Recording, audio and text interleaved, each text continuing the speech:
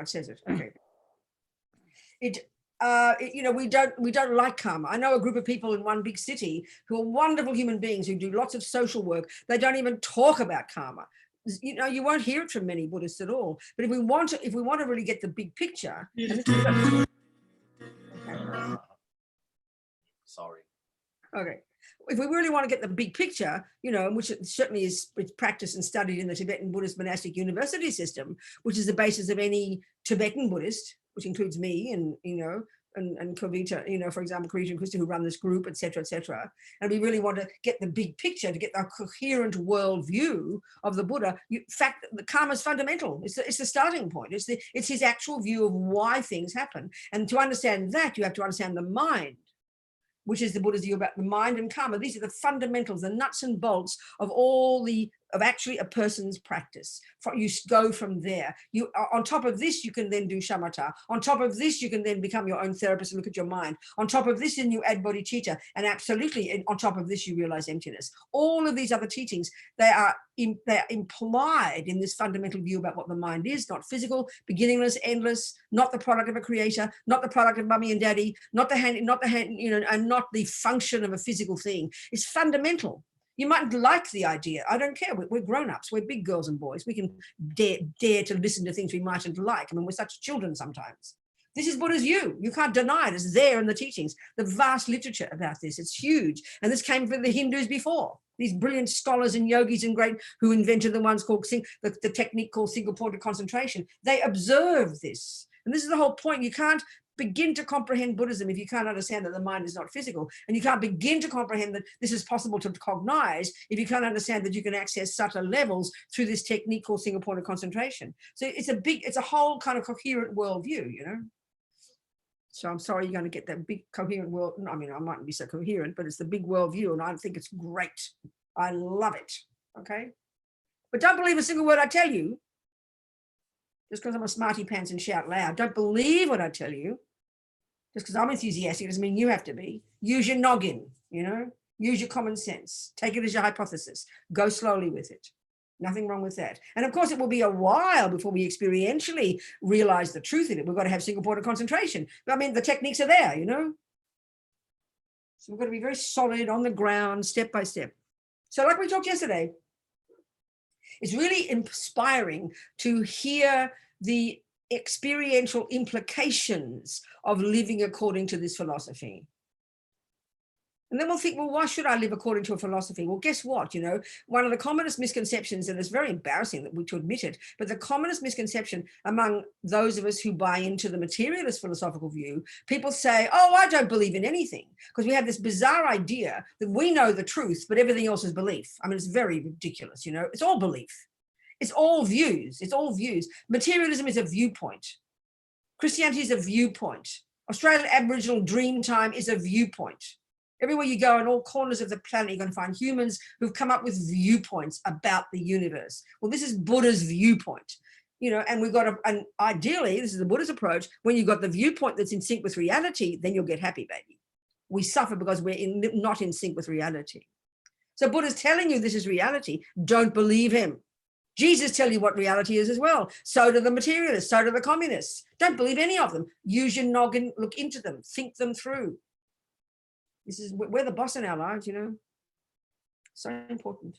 So the experiential implications of karma are that you know, because it dawns on you and you start to live according to this, that what you're experiencing, all the happiness and all the suffering, are the fruit of your past actions. It's such a simple concept. But unfortunately, because we buy into the view, we think that means punishment and reward. There's someone up there pulling the strings and punishing you or rewarding you. There's no view like that in Buddhism. There's no concept. There's no punisher. There's no rewarder. There's no creator. We are doing it to ourselves. It's a pretty powerful concept. When we can start to realize this, the wake-up call is, and it takes time, I promise you.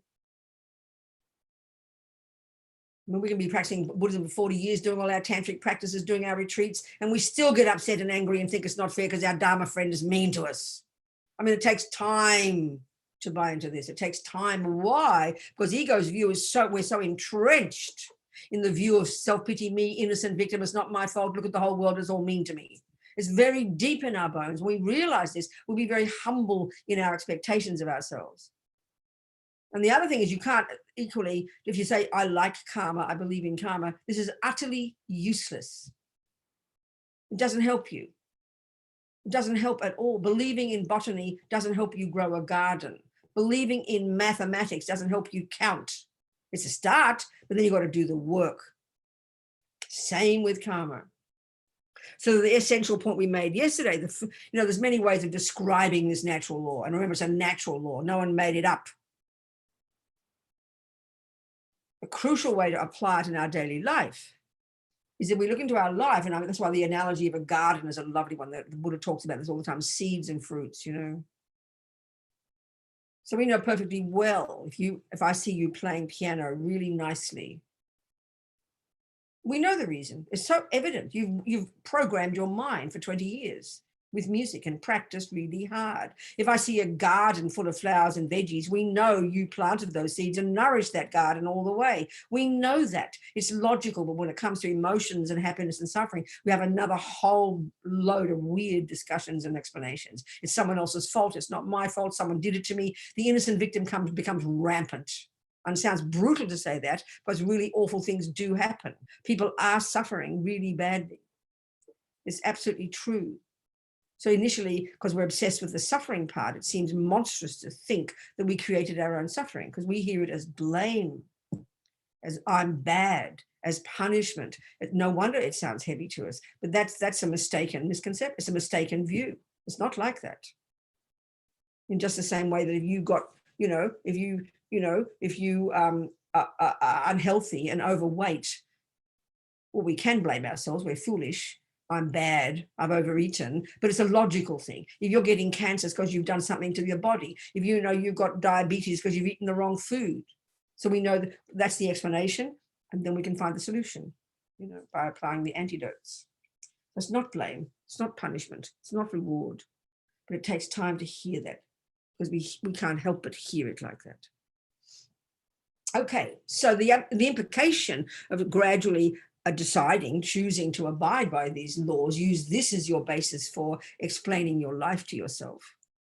The implication of it is you become less fearful. You understand why things are happening, including all the happiness. You know why things are happening. You know this is the fruit of your past actions, just like the weeds and the flowers are the fruit of your past gardening, and you learn from it. Well, I don't like the weeds, I better stop growing them, number one. And number two, which we're going to talk about today, I better put atomic bombs under the seeds before they ripen. That's purification. And then you see the flowers, and we must remember to do this. We see the flowers and the goodness. We must remember to rejoice and delight. But we don't do that. This is unfortunate. We don't even worry. We don't even know why or care why good things happen. We just assume we deserve it. But we get obsessed with all the bad things. In the world, we always ask, why do bad things happen? We never ask, why are people happy? Why are good things happening? Why is someone rich and someone poor?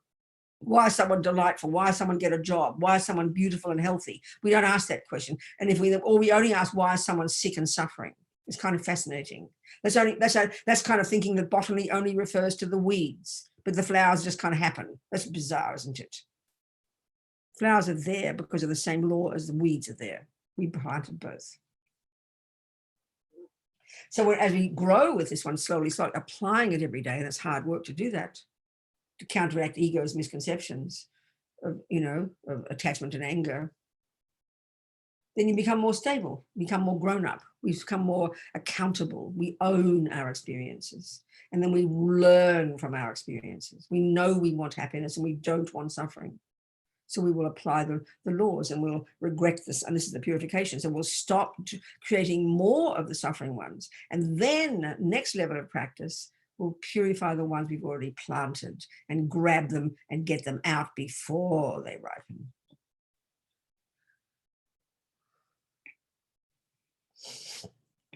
And then, of course, on the basis of understanding karma for yourself, which is like compassion for yourself, you then can have compassion for others. Sound compassion, strong compassion, compassion for everybody, not just the innocent victims, not just the poor, not just the sick, but for the seeming naughty people, for the ones who seem to be doing all the harm, for the rich and the greedy and the mean ones. You'd have, in fact, even more compassion for them because they're creating incredible future suffering.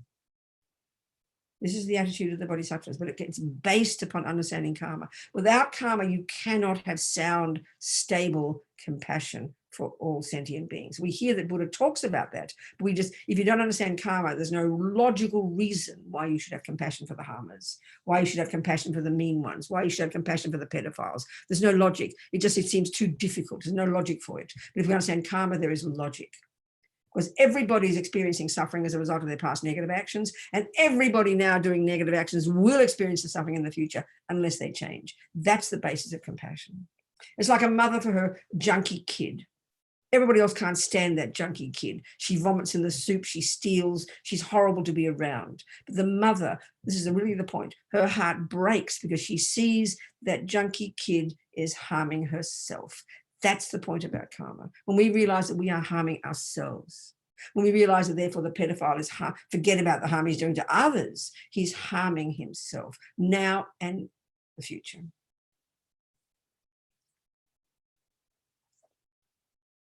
So we discussed briefly yesterday, and this is a very powerful way to put it into practice, we look into our entirety of our life. We can divide it into 4 kind of sections, each of which is a result of a type of karma. So the fully ripened result of a karma is the type of rebirth we get. In our case, due to strong, conscious, intentional, non-killing, in particular, practice in the context of living in vows of non-killing within a spiritual path. And we'll talk about vows today.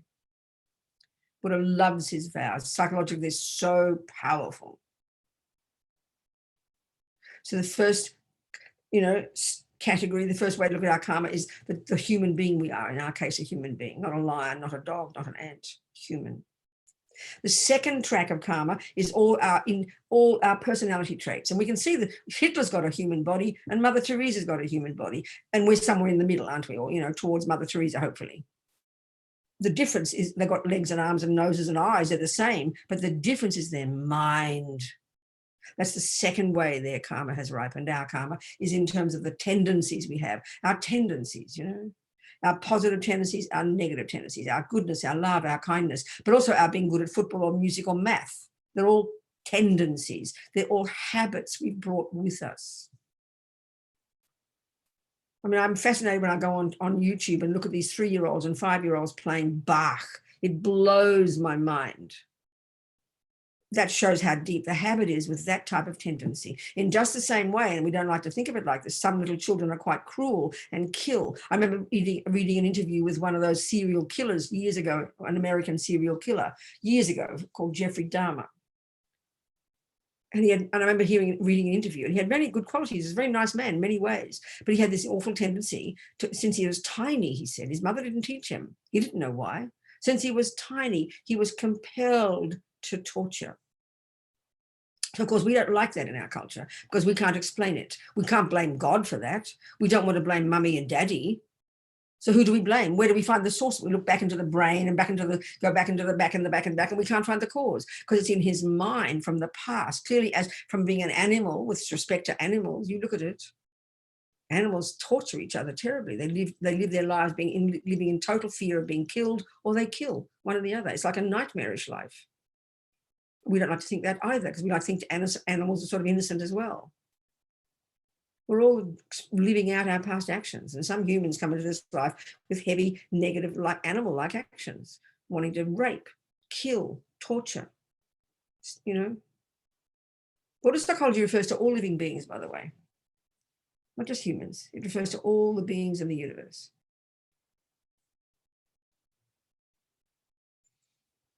So this little boy, he didn't know why he wanted to torture. He was compelled to torture creatures, He didn't know why. In fact, it's really excellent. The technology of this is very powerful in Buddhism. When we understand this, we'll see why, we'll see why we can't even give up our pathetic habits to eat too much cake. Forget about jumping on little girls. Forget about torturing. Look at our habit to eat too much cake. We can't control it. It's very powerful. We need to understand this. This is more when we learn in high school about the way karma, the way samsara, the way we construct our own samsara. It's a very powerful thing to understand. We'll go into this. We have time. I'll make time. So, first way karma ripens in each of our cases is the type of rebirth we get, which is the karmic seed that was triggered before we passed away. In our case, a virtuous karmic seed of non-killing practice in the context of a spiritual path. Very powerful. This the most powerful non-harming action is to not kill. Conscious, intentional. And this is a crucial point here about the necessity for vows, which we'll talk about in a minute. The next way our karma has ripened, the next bunch of karmic seeds, are the various habits that are our personality, that make up what our personality is, our tendencies, our characteristics. Of course, in our culture, we think they come from mummy and daddy. We do get genes from mother and father. We do get character. We do learn. We do. But the tendency has to be in your own mind first. This is a huge point for the Buddhist one. My mother was a musician, for example, and she saw her little Bobsy, me, and she could tell I had some potential to be good at music. So she taught me singing. All my sisters would go off to the football, but I'd sit home and sing opera with my mummy, you know. Couldn't stand the shouting and the yelling at the football. You'd think I'd like shouting and yelling because I shout and yell, but I couldn't stand it. They'd all go off to the football and I'd sing with my mother. She'd teach me singing. I'm probably a bass baritone now, a soprano back then. Anyway, naturally, in our view, it seems logical. I've got mummy's genes. I'm good at music because my mother made me. No, the Buddha's view is very simple. My mother came into this life with a tendency to be good at artistic things such as music. And I came into this life perhaps with a tendency to be good at music as well. And then I happened to be born to my mother. How convenient. So she taught me. But if I didn't have the tendency to be good at music, she could teach me till the cows come home. I couldn't learn music. So it's not that complicated to understand that. But whereas we tend to think the music came from my mother, or if my father was mean to me, anger came from my father. No, I was born with anger. He was born with anger. And so then we fed into each other's anger. It's not a complicated concept, actually. So the third way in our life, we kind of go out from ourselves now. The third and fourth way that we experience our karmic results are in terms of the world we live in. Think about it. We've got our own body, then we have our mind. Next is you go out there and then you've got all the sentient beings you connect with. Since from your mother, I mean, we're social beings. We have a mother whose body we grew in, you know. And then fathers and siblings and aunties and uncles and rats and cockroaches and pets and birds and then next door neighbors and then people out there, then school and then people and work and enemies and friends. Look at the world. We have a very strong connection with many, many, many sentient beings. Well, guess what? This is the third way our karma ripens, and it's called experiences similar to the cause. And virtually, you know, you think since you're born, you could divide all your experiences very simply in terms of other sentient beings into happy and suffering ones. It's not complicated. So all the happy ones, people who are kind to you, loving to you, give you a job, you walk into the bank, they give you credit. You walk into the shop, you say, can I have a pint of milk? They'll give it to you. That's the fruit of your virtue. When things work nicely and smoothly and easily and harmoniously, that's the fruit of your virtue. When someone believes your words, when someone gives you something, simple things, these are the fruit of your virtue, every one of them, every second. We take all these for granted. It's tragic. You should be weeping every day in your past virtue, how much virtue you must have created for anything to go well in your life. And then as soon as things don't go well, when the person's mean to you, doesn't believe you, the bank doesn't give you credit, the person won't listen to you when you ask for a pint of milk, that's because of your non-virtue. It's not complicated. Every moment of your experiences throughout a day, you can divide them into happy or suffering in relation to others. It's a pretty powerful way to put it. Then further than that, even furthermore, extending beyond even that, there's the very physical world we live in and how it impacts upon us. This is called environmental karma. So like we said yesterday, any one action can have any of these four results. So the result of non-killing is you get a human body. There's some sounds again. Not in my house for sure. Can you make it a mass mute? So then the first way is the human one, in our case, virtue. The second result of non-killing would be you get born with a tendency to not kill. Or like some of us, let's say we become Buddhists and we hear about wishing to not kill and we make a decision and live in a vow not to kill, not even the mosquitoes. That tendency is from past killing. How marvelous. The third result of non-killing, you won't get killed and you won't die young. Well, so far, so good for us sitting right here. We're not dead yet. That's the fruit of our non-killing. We've still got non-killing karma in our gas tank. It's like a dynamic energy. How much karma you have is how long something will last. When our karma runs out, when our non-killing karma comes out as an, as an experience, the type of karma called experience, similar to the cause, that's when our killing karma, our non-killing karma runs out, and then we die. And we all know, look at that. Our non-killing karma can last as long as 2 months in the womb. Then you die because your non-killing karma only had 2 months worth in your petrol tank. You die, you get aborted, or you miscarry. That's the fruit of killing. So we're still alive. Our non-killing karmic tank hasn't run out yet. How miraculous, how amazing. That's the fruit of non-killing. Fourth, the non-killing karma ripens as the environment will not harm you, will nourish you and nurture you. The water's tasty, the food is good, and even if it's not good, you'll still nourish you. I always quote Warren Buffett. He's nearly 90. He's this mega rich fellow, a wonderful man. He gave all his $55 billion to Bill Gates a few years ago. He's probably made another $55 billion since. He's got very strong generosity karma, obviously, to make lots of dollars.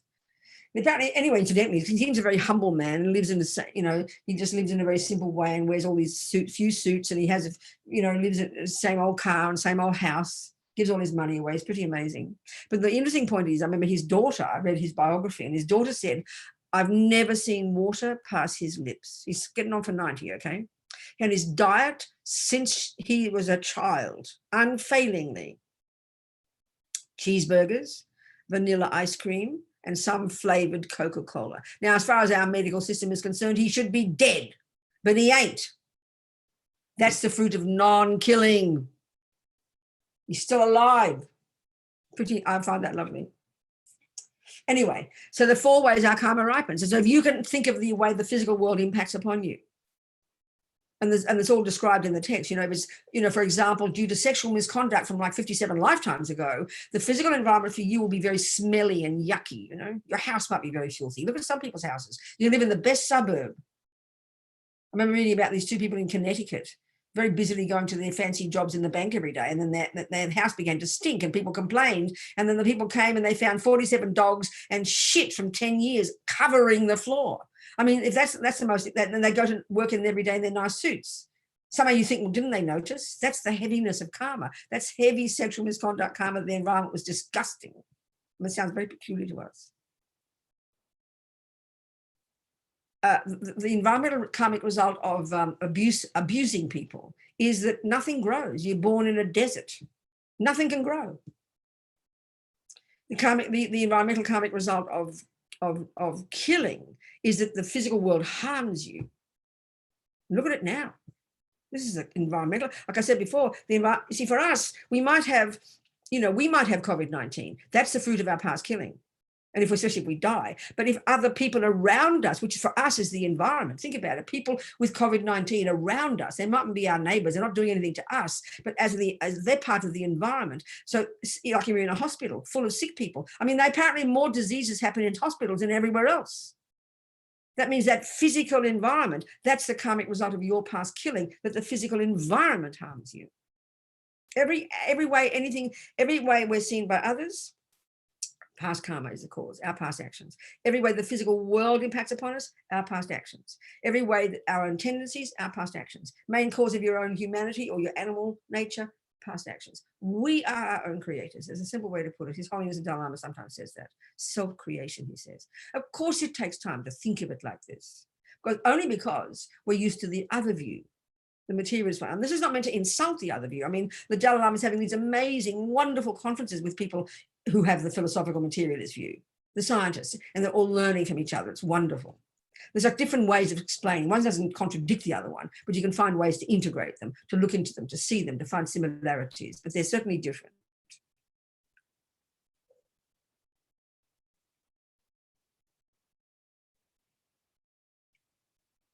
Okay, so given this first level of practice, that we don't want suffering, is the first thing we have to establish.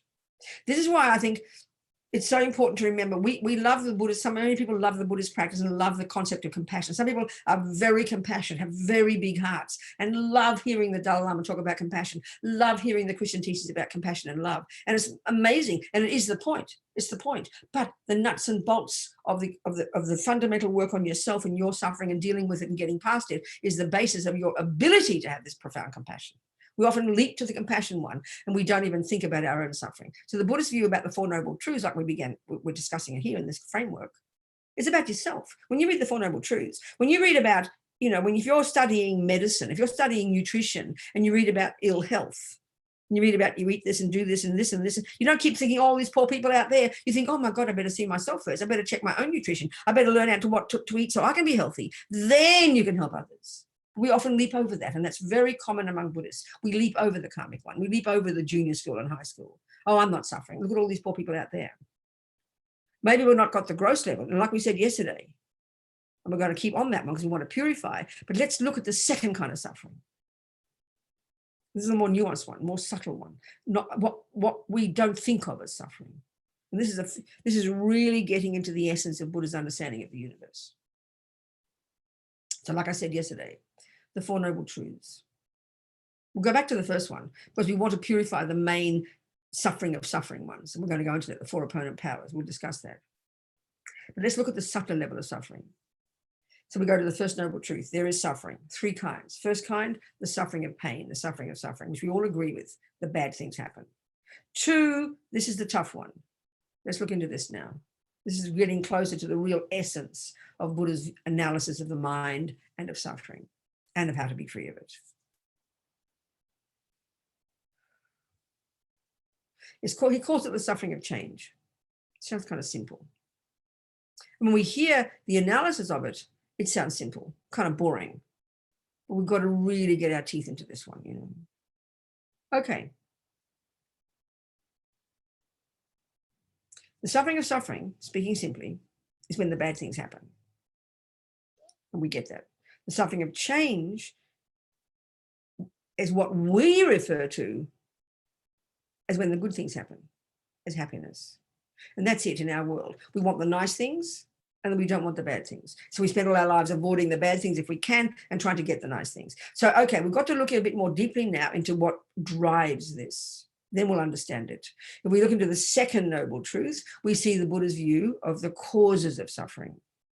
The causes. So as we discussed yesterday, he narrows it all down to two main causes, the main causes.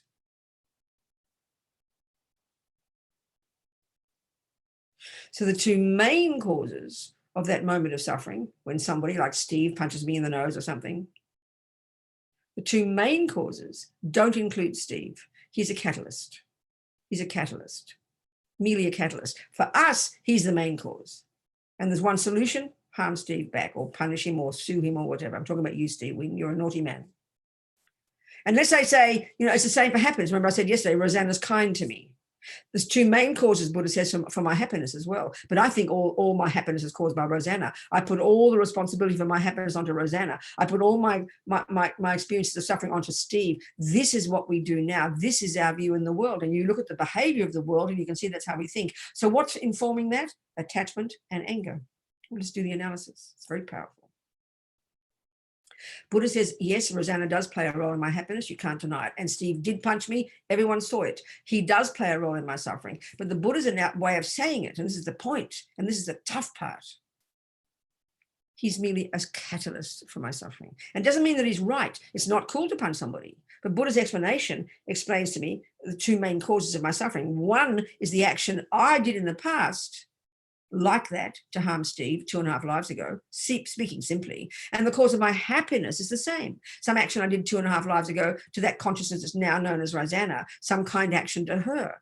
So because remember, one of the ways our karma ripens is how people treat us. It's called experiences similar to the cause. So Steve's punch in the nose is the fruit of my past action like that to him in the past. That's called experience similar to the cause. Rosanna's kindness is the experience similar to the cause of my past kindness. So his punch is the result of my past punch. Her kindness is the result of my past kindness. And that's where we've got to factor in this concept of past lives and got to factor in this concept of the law of karma. Without that, there's no logic. Why should Steve punch me? I've never met the man.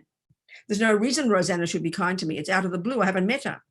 But of course we don't care why Rosanna helped me. We just want more, please. But we definitely do care why Steve, because I don't deserve it. How dare he do that to me? That's how we talk. So these analyses we have are the analysis of attachment and aversion, which are rooted in the analysis of ego grasping. And this is what we learn about in high school.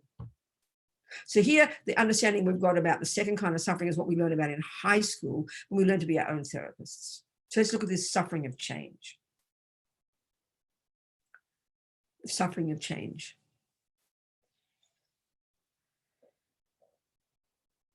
So, okay, the way to understand this properly, we have to understand a bit more deeply a few things. So when we look at the mind, what we study in the middle scope of the Lamrim in high school, we start to look at the analysis of the mind, the makeup of the mind, the way the mind functions. And there's extensive and deep literature on this in Buddhism, the way the mind works. So we have sensory consciousness, which is the part of our mind that functions through the medium of the eyeball and the body and the nose and ear to have certain cognitions, you know, and we get those. But basically, as Rama Yoshi says, we give so much more power to the body than it really has, the senses. We judge our habits and suffering pretty much on our sensory experiences. That's really inappropriate, not valid at all, what it says. They're very limited in their capacity for cognition. So then we've got mental consciousness, and that's where the workshop is. That's what we have to become intimately familiar with. We have to understand the Buddhist model of the mind. This is seemingly simplistic and simple, but not.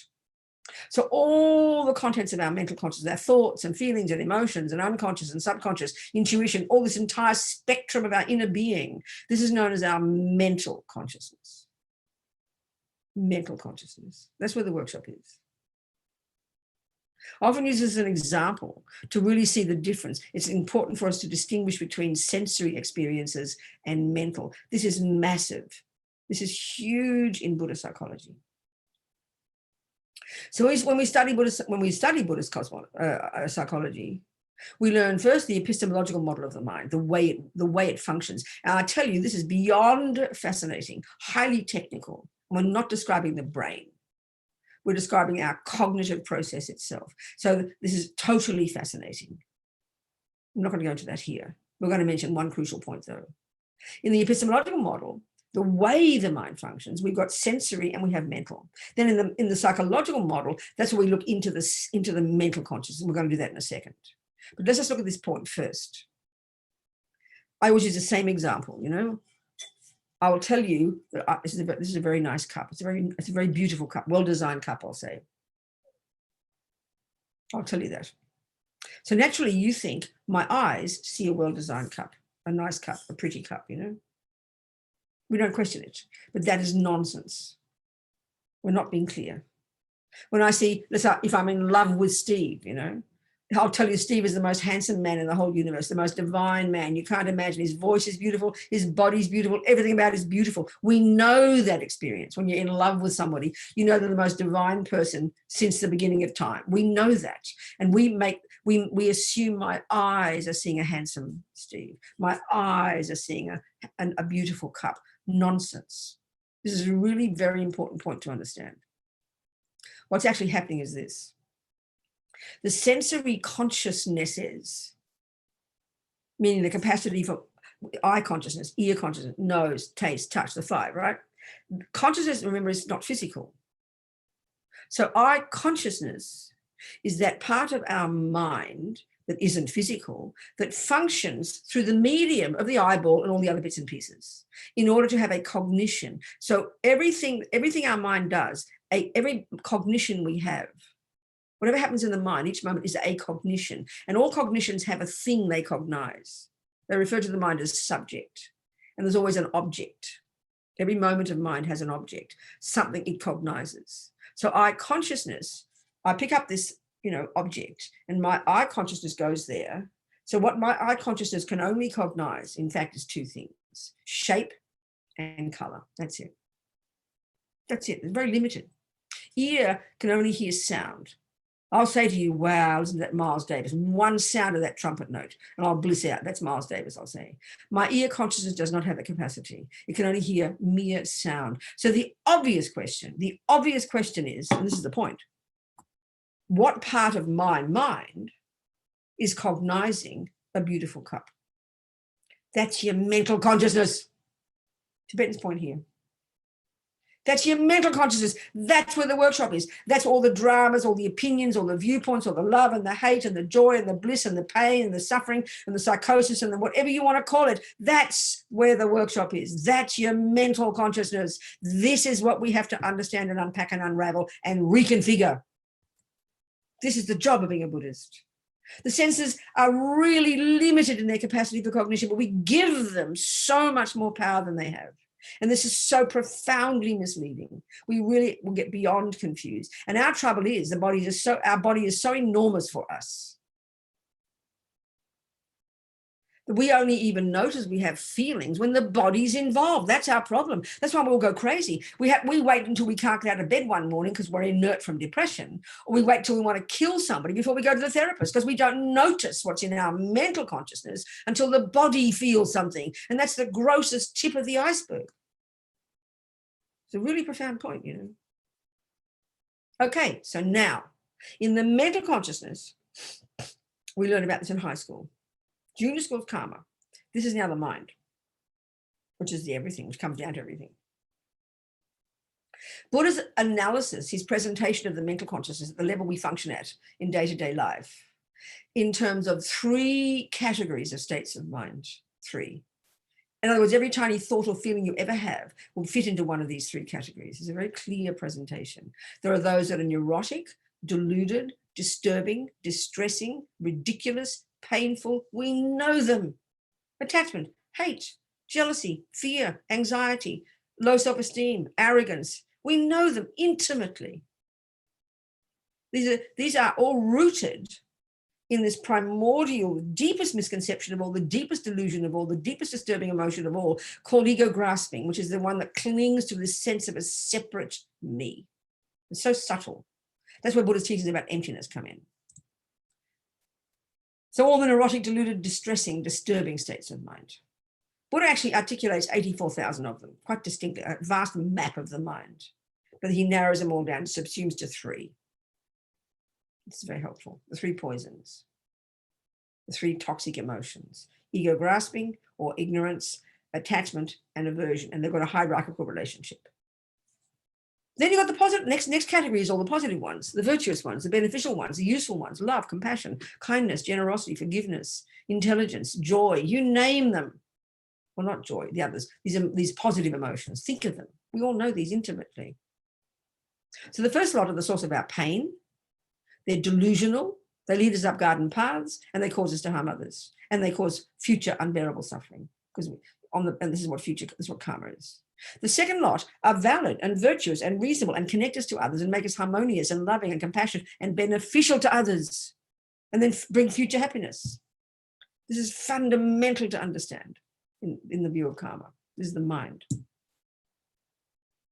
Now, before I mention the third category, this stuff is what we are experiencing. And for us, it's all like in a big soup together. One time I'll feel a bit depressed, and the next minute I'm feeling loving. And they all seem to come jumble together in a big soup, isn't it? And we give them all equal status. In our modern psychology, we give them all equal status. A normal person has all some of these. Hopefully, a normal person has a bit more good than bad. We know that.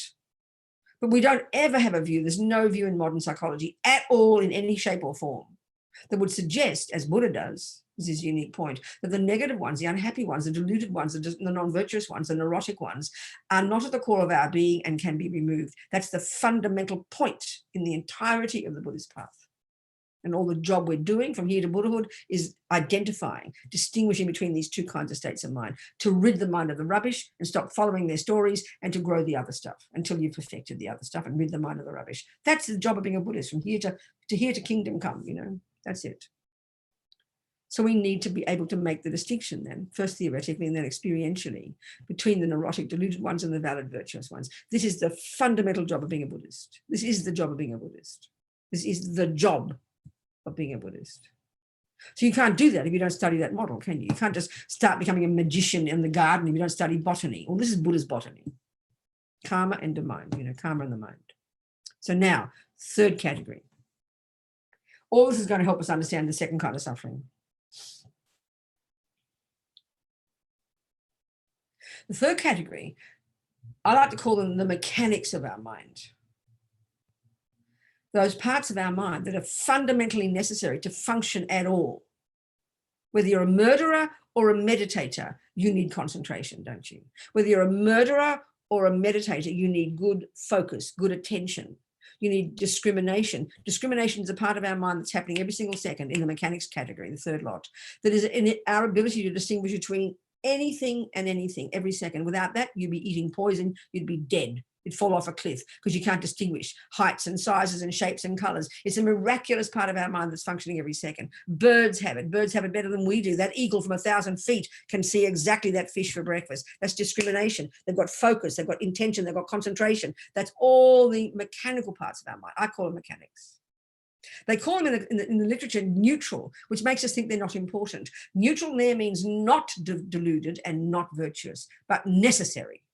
So now in that category, this is now getting to the point. In that category, there's one called feeling, not in the way we mean as an emotion, not like that. And there's only 3 kinds of feeling ever: happy, suffering, and neutral. Well, forget the neutral, all right? Not interested in those. Look at the happy and the suffering. And if we get this has got another way of framing the whole of the Buddhist path. One way of framing the entire Buddhist path is in terms of how to get happy feelings and how to stop having suffering feelings. When you're a Buddha, you have only got the happy feelings left. You've got joy and bliss and clarity and all the virtues because they're in sync with reality and they're also linked to happiness. And then you're rid of all the suffering states of mind and all the unhappy feelings, quite literally. So pleasure, joy, bliss, ecstasy, rapture, mild, pleasant feeling is all on the spectrum from mild to joyful, called happy feelings. And we know we like those. We do everything in our power to get those. 2, suffering, all the way from the most mild and slight headache to the most intense being tortured. The spectrum of incredible bliss to the most intense happy feeling, mild happy feeling, to the most intense suffering feeling, to the most mild suffering feeling. Now, just logically, all beings in the universe want the happy ones and don't want the suffering ones. That's clear. And Buddha is simply telling us, I found a method to get that, folks. And it's up to you if you want to practice it. So now, in the first kind of suffering, the suffering of suffering, it's easy to see we don't like it because it brings we have contact with a certain, like Steve is mean to me, unkind words, it triggers an unhappy feeling. You know, I burn my finger, it triggers an unhappy feeling. I smell an ugly smell, it triggers an unhappy feeling. Rosanna's kind to me, it triggers a happy feeling. I taste the food I like, it triggers a happy feeling. So the logic for us is this is samsaric logic, and Buddha says we have to start to unpack and reconfigure this because it's not logical, it's wrong, it's the one that's causing us more suffering. We assume, because of habit, that when Steve says pleasant words with my name in them, well, no, he's going to say the unpleasant words, sorry, he's the naughty one. When Steve says words that have unpleasant words in them about me with my name in them, then that, because I'm identifying with being Robina, then it will be painful for me. It'll trigger painful feelings, won't it? Whereas Anna's words, pleasant words with my name in it, it triggers a pleasant feeling. So naturally, logically, being in samsara, and this is the job of attachment, which I'm going to get to, I assume that Steve's words are the main cause of those unhappy feelings. I assume that Rosanna's words are the main cause of my happy feeling. The analysis is not subtle enough. We're talking about karma. So we know, just reminding of the first kind of suffering is suffering.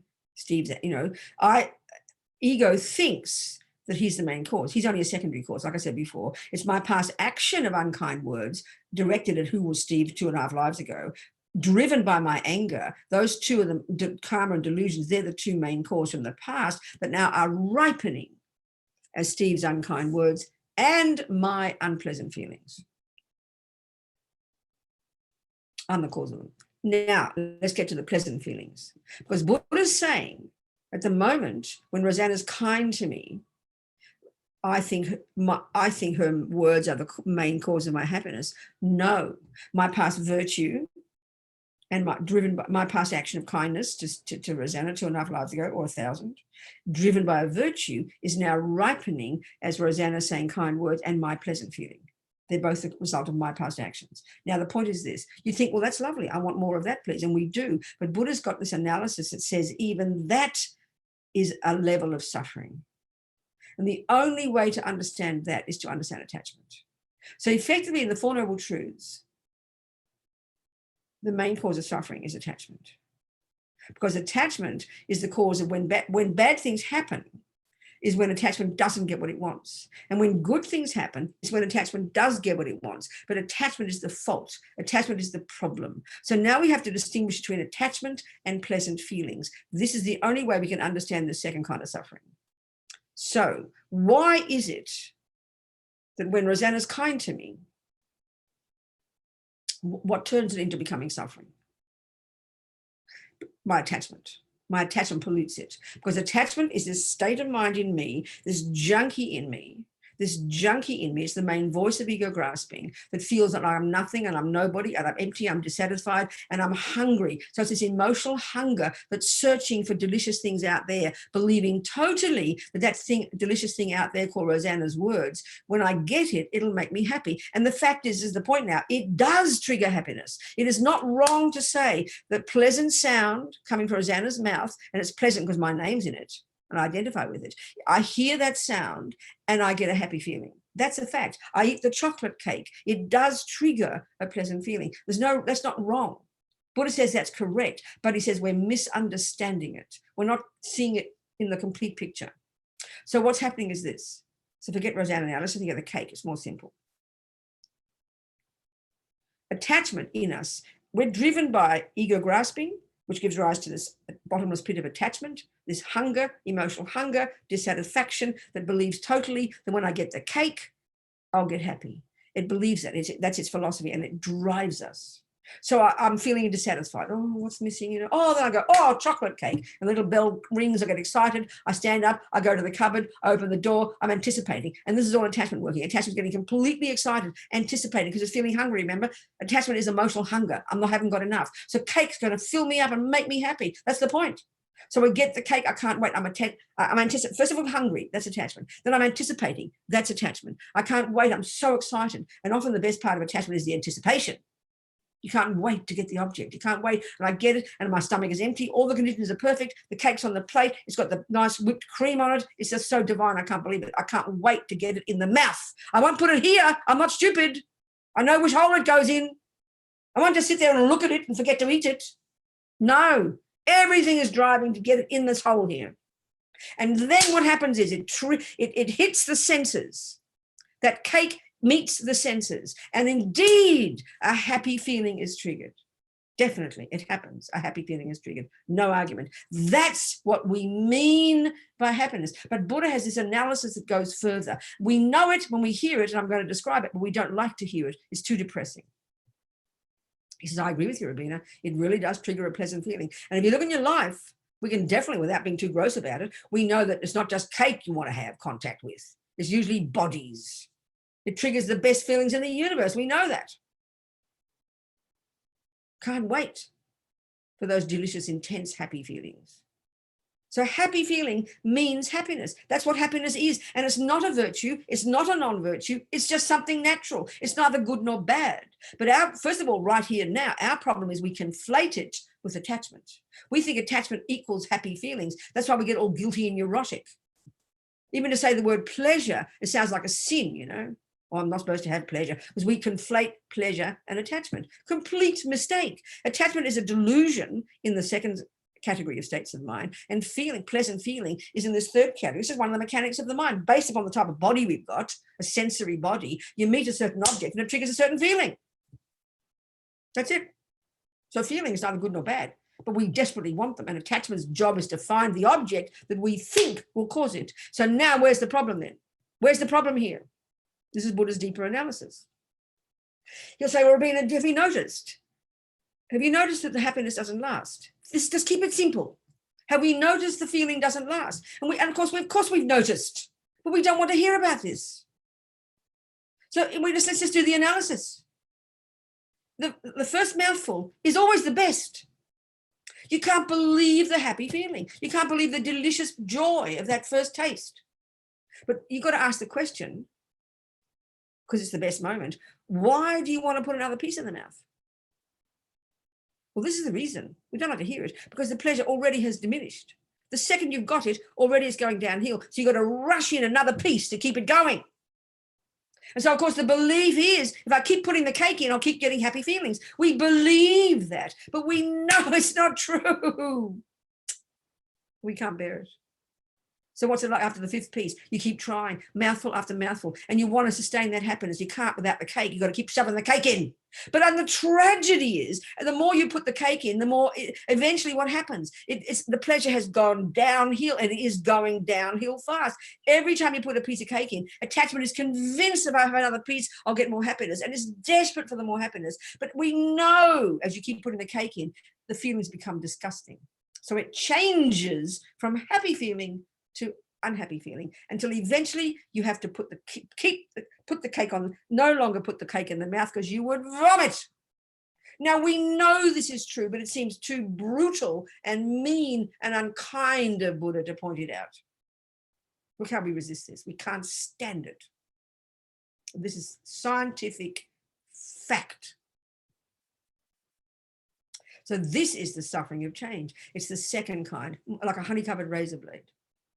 And because attachment is the junkie in us, that's a complete addiction, frantic, desperate to get only the nice things, and has got to keep getting them to try and sustain some level of reasonable pleasure.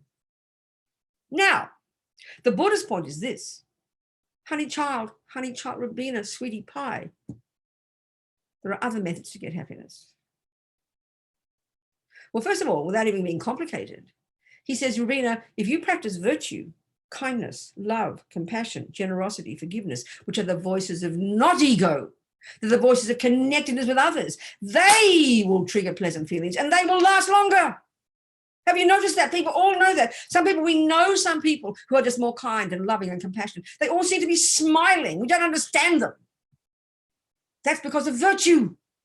But this seems too holy for us, doesn't it? We want sexy happiness. We don't want holy happiness, isn't it? This is scientific fact. We can prove this, but it's hard to hear it because we're junkies, you know, because attachment runs us. The longer term, bigger picture view of Buddha's view about happiness, I found a method to get happiness. And he's saying, even before we get all the way to happiness of the Buddha mind, where all the delusions have gone, because the delusions, attachment and aversion, they're the source of the unhappiness. They're the source of the unhappiness. And the virtues are the source of happiness. So this is proven easily in our experience, if we can get there. Single point of concentration. I remember in Lama Yeshe's book, Mahamudra, that I happen to have the pleasure to work on and edit, so I remember it. You know, he's describing this marvelous method of how to realize emptiness, how to be, and the source of it, the basis of it is learning to become familiar with the nature of our own mind. There's very marvelous teachings about the mind in Buddhism, how delicious this marvelous non-physical capacity for cognition, and how its natural state is joy, bliss, clarity, goodness, virtue. This is Buddha's fundamental point. This is our true nature. So when you've just got single point of concentration, this amazing technique these Hindus invented 3,000 years ago, it's a central technique in Buddhism still. It's described in terms of 9 stages of cultivation. And so what it is essentially this concentration is, as you keep progressing and developing the skill in it, you're lessening the conceptuality and you're lessening the sensory experiences. So you get these, you touch upon ever more subtle levels of your cognition. It's a very rigorous, disciplined practice, and anyone can do it. It just takes you several years up in the mountains, that's all. Hard work. So when you fully accomplished it, as Lama talks about in the Mahamudra book, one of the natural consequences, and this is the point I'm getting at, is that your mind, as Lama says, is you experience what they call, really delicious happiness. What are words for that in our culture? Rapture, ecstasy. Please take these words literally. They're just very delicious, happy feelings, that's all. But the point about this is because, you see, the only way we know how to get happy feelings, this is the point now, this is the suffering of change. The only method we know of how to get happy feelings is to get an object of attachment, isn't it? We know that, and that's why we're so frantic to get the cake in the mouth, to get the body. And especially if you're especially attached to certain objects, that's why you can't leave the object alone. That's why you have to think of the object all the time. That's why you have to have contact with the object all the time, because we can't have pleasure without the object. We know that. That's our pain. That's our suffering. So that's what a junkie is. We are junkies. Attachment is the junkie mind. It's the addiction mind. So Buddha's saying, hey guys, I found a method. Before we even get enlightened, don't worry about that. Before compassion, before emptiness, before everything. Single point of concentration. This technique that enables you to go beyond the gross level, beyond the conceptuality, beyond the sensory, and access this subtle level where, because there's no delusion, at that temporarily, there's no delusions rampant, there's no sensory, and there's no gross conceptuality. The mind in its more subtle state is naturally blissful, naturally joyful. But the other point is, if we think of ecstasy, and I've never experienced ecstasy. I promise you I haven't. I promise I have not ever. Some people might say they have in certain really good relationships. They might have a bit of ecstasy for a second, lucky you, I'm so happy. So listen, if you have, we know that even if the mind is slightly happy just from the chocolate cake, you can't, it's like berserk happiness. Your mind goes berserk, as Nami puts it. Your mind's berserk because it's driven by the junkie mind. But this joy in the mind of a meditator, this is before compassion, this is before emptiness, this is before anything, just this. That joy is infinitely peaceful. Anybody who's even had some semblance of a good meditation, which means temporarily have accessed a slightly subtle level of your mind, slightly less deluded, your mind is naturally joyful, naturally. And that's the point about virtue. When your mind is more virtuous, which means not deluded, when your mind is more compassionate and loving and empathetic, it is naturally more joyful. Why? Because the presence of delusions are why our mind is in pain. That's it. It's a clear analysis. So I remember Venerable Rene, I always quote this, a wonderful Swiss monk. He's based in the States for many years, and he's a serious full-time meditator. Not just single point of concentration, but the full breadth of all the marvelous techniques. He's done his long retreats, 30, 40 years now. And I interviewed him in 1995 in Mandala magazine when I was the editor. And he'd been, I forget now, a year and a half or 2.5 year retreat at our marvelous center up in the mountains in Spain, in the Sierra Nevada. I remember Dalai Lama blessed it in 1982. I was there, I remember at the time. And he said it reminded him of Tibet. It really is, it's beautiful. Little caves up there, even. It's a beautiful place. It's called Ösel Ling, the place of clear light. And I remember Rene did a 2.5 year retreat there, and I interviewed him at Courtin Monastery, our monastery in Kathmandu, for Mandala magazine about that retreat. And I remember the two different things he said. But the one point that's relevant here. He said he maybe just touched upon the 5th of the 9 stages. It's described in terms of 9 stages of cultivation, this technique. He said he maybe just touched upon the 5th of the 9 stages. And he said, there's no question, and this is just paraphrasing, there's no question, Robina, that the joy I experienced in that meditation in my own mind was so superior to any joy I'd ever experienced through my senses. So this is a literal statement. Hear it. So, of course, the trouble with that kind of happiness, it's hard to get there. He said there's no way he could have even been ready to go and do that retreat at that time, 2.5 years, without having first been a monk, living in vows, having done lots of purification, lots of practice, having studied the Dharma, and even having taught the Dharma. They were his preparation. You can't just walk to the mountains overnight. Try. You can't even meditate for more than 5 minutes without going crazy. And he's talking about 2.5 years of 12, 14 hours a day. So you've got to be ready for that. Already pretty hard to realize to even get to that level. So that's how hard you've got to work to that kind of pleasure, that kind of happy feeling.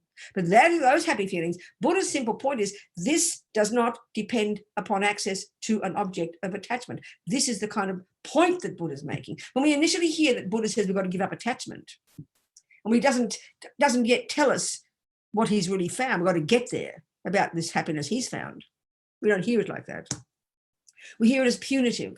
And as Amiyesi said, and this is the point here, because we conflate attachment and pleasure.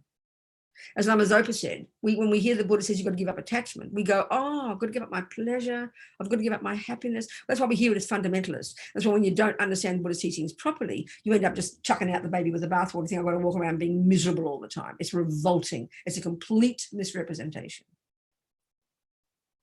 So these are technical points. This is Buddhist technology about the way the mind works, you know. So the point here is in reference to the three kinds of suffering. This is called the suffering of change. And it's what we refer to as happiness. It's not being mean, because all Buddha is referring to is it's still deluded. It's still polluted. The happiness we have is polluted and deluded, and it's contingent on getting the objects. That's why we become junkies, because we've got to keep getting the object, to keep getting the pleasure. I mean, it's expensive more than anything else and hard work. Just to cook a bloody meal. Look how long it takes to cook a meal for a few moments of fleeting pleasure, and then you're fat and full. I mean, we know this. We do know this. And I'm not trying to be cynical here, because also you can put compassion into it. And it's a wonderful thing to have all these things and make people happy and give meals. This is not contradicted here. We're trying to understand the nuts and bolts of what happiness is and how you get it and what suffering is. It's quite precise, the analysis. So I think it's time for questions. Are we communicating here? Okay, ask me some questions, specifically about these points, if you'd like. And then we're going to get back to the suffering of change, and we're going to suffering of suffering. We're going to talk about purification. Any questions? Anybody? Anybody at all? Any old questions? I have a quick question. Yes, Claude. Well, it's quick, not quick, but Go on. how do we help people who have such strong compulsions? When we do our Vajrasattva practice or a purification practice, can we include them in that practice to help them with the? I know they have to do their own work. It's not the point, darling. It's not the point. This is, I mean, it's not the point. It's not the point. It's not the point. It's not the point. When you are sitting there studying homeopathy, when you're sitting studying acupuncture, when you're sitting there studying nutrition, when you're sitting there studying those things, you've got to focus on learning it for yourself.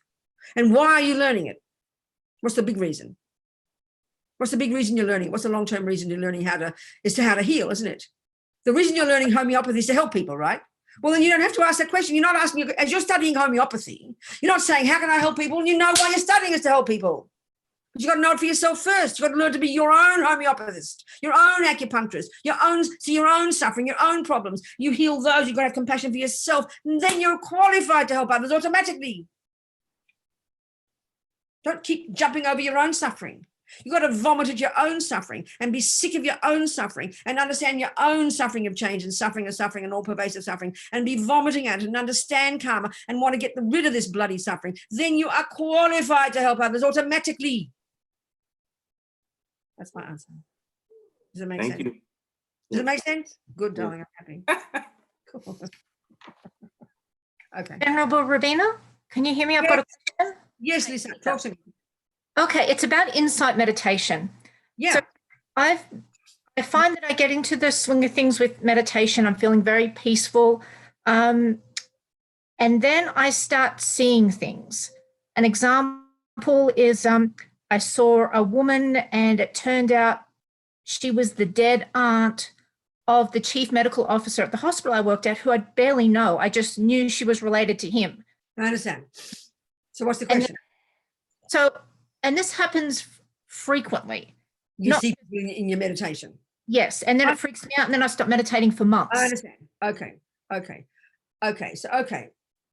Good. Okay. So now, okay. So we've got gross consciousness, which is our conceptuality and our sensory, which is what's totally running the show while we're living our daily life and running around doing work and driving cars and in the kitchen. And that's the grosser level of our cognition. You get that, don't you?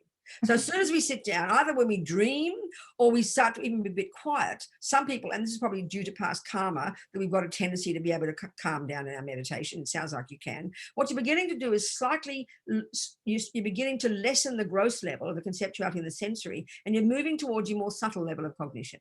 Do you understand my point? So with that level of cognition, when we really have developed it, one of the characteristics you develop properly and fully when you've really got proper single point of concentration is you can see the past and see the future and see the minds of others. So what you're doing is because you've got some tendency from the past, maybe meditating, you go to a slightly subtle level of your mind and you can see things. Well, darling, don't freak out. We need clairvoyance in the end.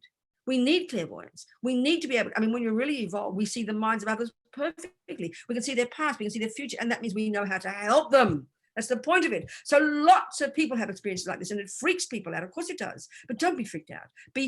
You can't do much now about it, but it means you're seeing something. Don't get in too powerfully into it. Just think, okay, I want to continue to meditate, continue to study Buddhist teachings, if that's what you're doing, so I can learn to become an amazing being, so I can help others eventually and know what to do with this. That's the answer. So don't freak out. Don't be scared, darling. Just make an aspiration to want to continue to practice. Are you studying Buddhism, or you just meditate occasionally? I've been studying on and off for about 18 years, but where I live right now, I've been focused more on Theravada, but actually both Buddhist teachings. That's okay. Same.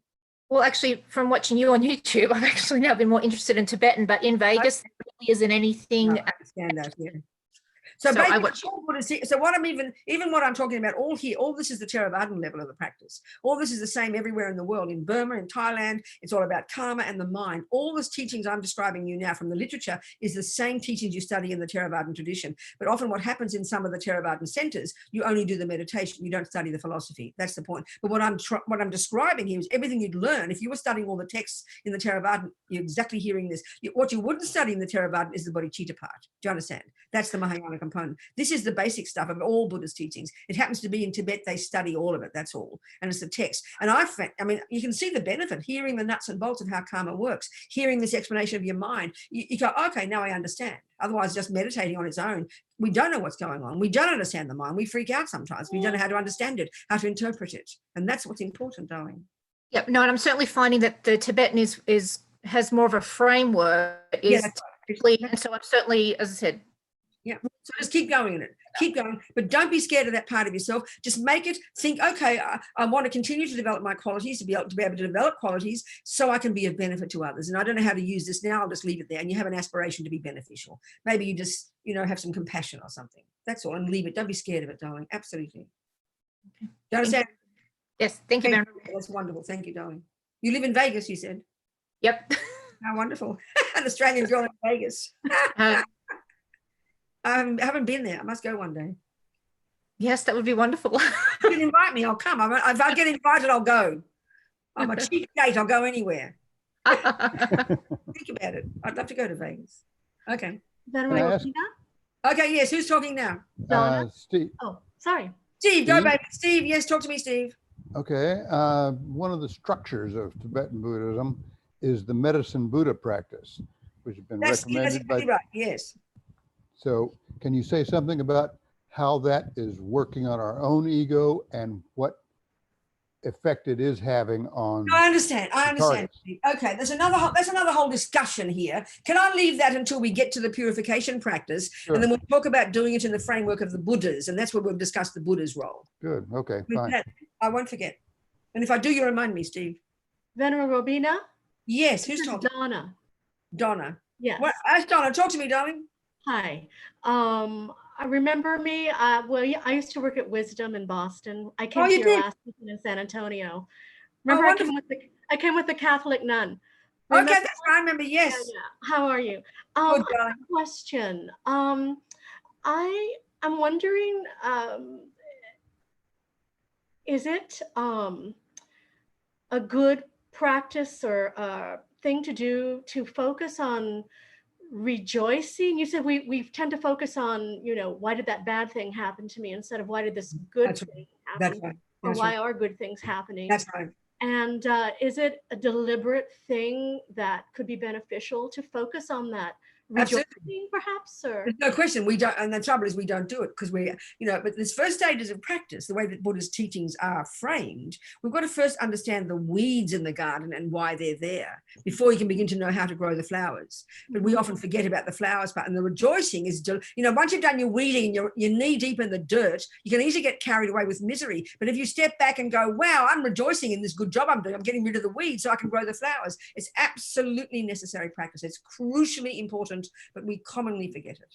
So how would you do that? Is there a structured way or simply cultivating in your mind? Mm-hmm. Yeah, but also the point is the more you understand karma, like I said before, when you understand every single tiny thing that happens is called suffering, is the fruit of your delusions, but every tiny thing you call happiness, which just means when good things happen, when you're not sick. I mean, we just think it is nothing happening if you're not sick, but that's the fruit of virtue. Every time you go to the shop and get the pound of milk and they offer it to you, that's a fruit of virtue, but we take all that for granted. So every time anything good is happening, you go, wow, this is the fruit of my virtue. It's like looking in your garden and seeing the flowers. We take our flowers for granted, and every good tiny thing you have, you rejoice about that because you created the cause to have it. That's rejoicing every second. So second part of that, second part of that very quickly is, so you say, it's important to know why, just to understand the law of karma, to understand why we are experiencing things the way we're experiencing today. Exactly. That's But so the why is simply the acknowledgement, often for me, it seems, of, okay, I must have done something good, but I don't exactly know those details. We don't really know the details. No, but you don't know exactly until you're clairvoyant, until you're highly realized. You don't know exactly which. In other words, listen, but you don't need to know that. You know very well if you're eating too many chocolates, you'll get a bellyache. You don't need to know which chocolate on which day and which brand of chocolate, but you learn from the experience, and you know from your experience a bellyache is the sign of eating too much chocolate. That's enough to know. So if someone lies to you, you don't have to know which day or which life you lied, but you know it's from lying. It's a pretty straightforward principle. If you see a flower growing in your garden, you don't need to know which day, but you know it's the fruit of a virtuous seed. That's enough. It's powerful. It's logic. Yeah. Take this with you. You see my point? Yes, I do. Thank you. Good job. Hey, Venerable. Yes, Christina. That's not Christina. Who is that? Adam. Who are you? Adam. Adam. Yes. Okay, honey, talk to me. Yes, ma'am. So really quick question. Do you have any book recommendations through possibly, I guess, Wisdom Publications or anything that deals with the technical aspects of single point of concentration, kind of like a guide manual? Or there's plenty around you. There's plenty. I mean, there are very many excellent books. I mean, the authors, for example, Alan Wallace is an American meditation leader. He's a student of the Dalai Lama. He's got really excellent books, but there's many. You just have to look up really good books on how to develop calm abiding or concentration. I would suggest, because if you're in this tradition, in the Tibetan tradition, there's many. You just have to look them up. But Alan Wallace is a good start. Alan Wallace. awesome. He's a good author. And then you look at his bibliographies and look at all the others. Many excellent people, both, obviously Tibetan, they're very classic. There's many classic commentaries by the lamas. One lama apparently who's famous for single point of concentration is a lama called Geshe Lam Rinpa. Geshe Lam Rinpa. He's passed away now. I think he's got many excellent commentaries on this. Okay. Look around, you'll research, you'll find them. You will. Awesome. But really make sure you get good, valid sources. Some people just talk rubbish, Right, and it's really difficult to find good sources just because there is so much out there. But if you go, I mean, often the publishers are good, but I mean, still, even then, sometimes the publishers will publish all kinds of variations of things. But I think you can find the Tibetan lineages of the masters in any of the traditions, they're really excellent on these things. They're really excellent. Awesome. Thank you. Good, darling. Thanks, Adam. Okay, let's keep going, shall we? Any more urgent questions? All right. So, okay. Let me just do even one added extra level of understanding this difference between karma, or the relationship between karma, the mind, the delusions, and feeling. This is really, again, technology is very powerful. And this will show us how hard it is to practice. And like I said, we're not pedophiles. We don't jump on little girls. We don't kill and rape and steal too many times. So can you imagine if your mind is completely imbued with those tendencies, how painful that must be? Look at our pathetic tendencies to not shoot our mouth off every minute, to not eat too much cake. And when we understand the way, how long we're programmed with this stuff from countless lives, and how strongly feelings drive us, and how our misinterpretation of this whole technical process of how things happen misleads us. So this is in particular the kind of one, all the habits we've got. Like I said, we've got the second way our karma ripens is in terms of the tendencies in our mind. So this is where, Buddha's analysis of the mind has got nothing to do with what your mother did and what your father did, nothing to do with looking at your brain or your genes or your DNA. That's fine. That's science's view. That's not Buddha's deal. He's not interested in that. He's interested in the actual cognitive process itself. And that's why we have to have concentration meditation, so we can begin to look inside the mind. We're not used to doing that in our culture. We are used to noticing we're angry, but then the analysis is who did what to me, you know, then we get lost. Here we're trying to become familiar with the anger itself, with the love itself, with the feelings themselves. It's super subtle. Okay, so we can see in the planet, some people have very negative tendencies. They wake up in this life, they want to torture. One of my friends on death row in Kentucky, my friend Mitchell, who's a Buddhist, getting close to his death date. He said, I'm ready for that electric jolt, Robina. Anyway, he's got a friend there, and I know this guy. He comes to the classes when I go. This young man there, very low key, relaxed looking. And Mitch told me, he said, Robina, he thinks of torture all the time. Now look at our minds. We know we have certain things we're attached to, and so we think of them all the time. We're talking about the delusions here, not the virtues. Okay. So if it's food, we know it's in the back of our mind, whatever we're doing, isn't it? When are you going to have the next piece of thing? When are you going to have the next food? We're going to do the next meal, buy the next thing, have the next peanut, have the next chocolate. We know this. It's so simple. It's just food. If you're attached to video games, a friend of mine is very attached to video games, 5, 6, 7 hours a day. God knows how he fits it in, but he does. 7, 6, 5, 6, 7 hours a day of video games. That means all the time he's doing his job, and he does his job. He has his meals. He looks after his girlfriend. He does his other things. He helps me. He does many things. He's a very nice guy. But in the back of his mind, all the time, are video games. He's thinking about them. They're there. And he's resisting going to them. This is called attachment, and everybody has it. It mightn't be video games.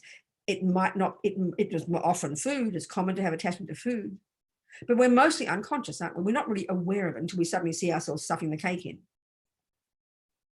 This is attachment. One of its functions is always hungry, always missing something. Therefore, it's then we think of what we want to find, to get, to have contact with, to make the happy feelings come.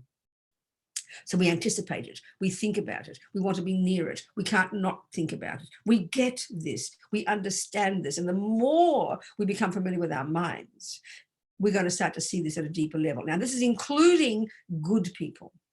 Some people aren't addicted to food. They're not addicted to video games. They're not addicted to, harming, certainly not addicted to harming others. I'm getting to that one.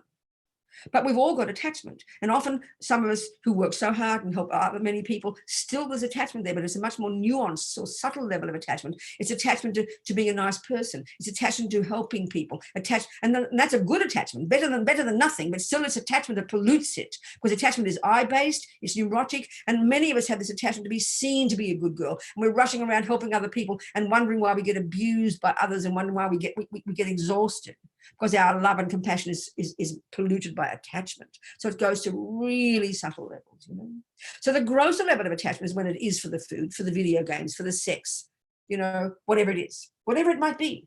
Now, the heaviest attachments, obviously, are the ones that harm others. It's obvious. It's obvious, You might wake up in this life like that torturer, the serial killer.